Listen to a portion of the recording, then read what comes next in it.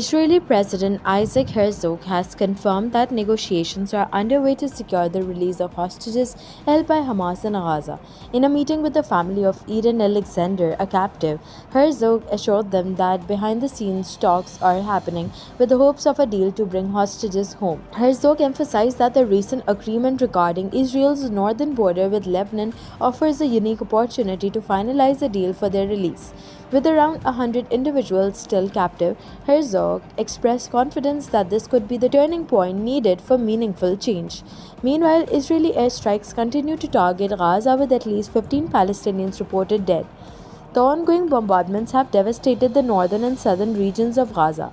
In central Gaza, a house airstrike killed 6 people, while in Khan Yunis, 2 children lost their lives in a missile strike. The raids have intensified as Israeli forces focus on blowing up houses in the northern Gaza Strip. These military actions come amidst increasing tensions as Egypt holds fresh talks with Hamas in Cairo, attempting to mediate peace and address the humanitarian crisis. Former Israeli Defense Minister Moshe Yaalon has doubled down on his controversial remarks accusing Israel of ethnic cleansing in Gaza. Yaalon criticized Israeli military strategies, claiming that war crimes are being committed in the region. He also took aim at Israeli Finance Minister Bezalel Smotrich, accusing him of having no moral qualms about reducing Gaza's population. Users across Pakistan are once again facing widespread internet disruptions with sluggish speeds and issues on platforms like WhatsApp and Instagram. The government downplayed concerns about a firewall monitoring and blocking certain content, calling it a routine cybersecurity measure. Minister of State for IT Shahzad Fatma Khwaja dismissed the controversy, emphasizing the need for advanced security due to the millions of cyber attacks Pakistan faces daily. The government is also moving to restrict virtual private networks to combat online threats and maintain control over digital security. In Khyber Pakhtunkhwa's Kurram district, the death toll from ongoing tribal clashes has reached 130, with 186 injured. The violence continues despite a ceasefire, now extended for another 10 days. Local authorities and tribal elders are working to prevent further escalation, but the situation remains dire, with limited medical facilities to treat the wounded.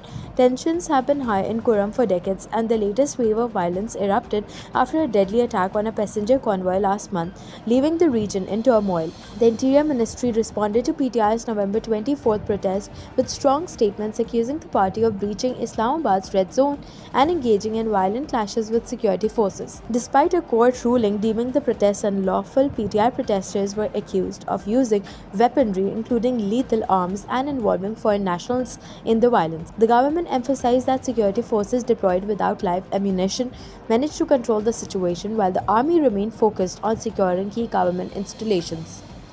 However, the ministry condemned the spreading of false reports about deaths, calling it part of a propaganda campaign. The government remains firm in its stance, citing national security concerns and significant material losses caused by the unrest. Russian airstrikes have intensified in Syria as rebel forces advance south from Aleppo. The latest offensive, led by the Islamist militant group Hayat Tahrir al-Sham, has resulted in the capture of large parts of Aleppo, including its airport. This marks the first time since 2016 that Russian forces have carried out airstrikes on Aleppo, a city previously recaptured by the Syrian government. The offensive has already claimed over 300 lives, including civilians, as the rebels push into towns near Syria's fourth largest city, Hama.